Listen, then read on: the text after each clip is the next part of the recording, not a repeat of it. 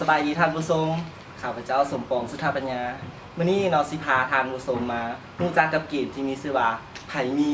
ซึ่งว่ากิจกรรมนี้ก็สอนให้รู้ว่าให้ทุกคนเนาะมีพริบไหวและก็มีทักษะในการฟังและก็มีความม่วนซื่นในเกมเนาะสำหรับเกมนี้ใช้เวลาเล่นประมาณ2-3 นาทีสำหรับผู้เล่นแม่นเขาเล่นได้ทุกคนเลยที่ว่าเข้าร่วมเวิร์กช็อปของพวกเขาหรือว่าการฝึกอบรมหรือว่ากิจกรรมต่างๆอุปกรณ์มันมีอย่างหลายมันบ่มีอย่างเลยซึ่งว่ากติกาในการเล่นเนาะก็มีเพียงแค่ว่าผู้ที่นำพากิจกรรมนี้เนาะมีแต่ตั้งคำถามขึ้นมาว่าไผมีสมมุติว่าไผมีผมไผมี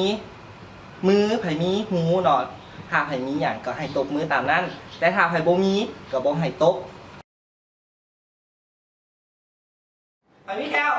ไผมีบาไผมีแขนไผมีขาไผมีหำไผมีหำ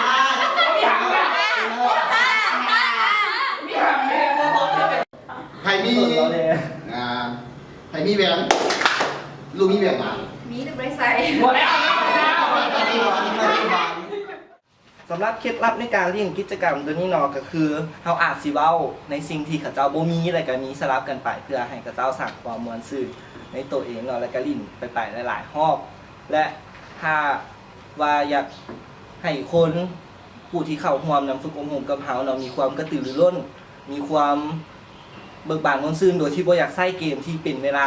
20-30 นาทีอย่างจังซี่พวกเขาก็สามารถใช้เกมนี้เพียงแค่1 นาทีหรือ2 นาทีลินได้นำ50 คน20 คน30 คนก็ได้เนาะแล้ว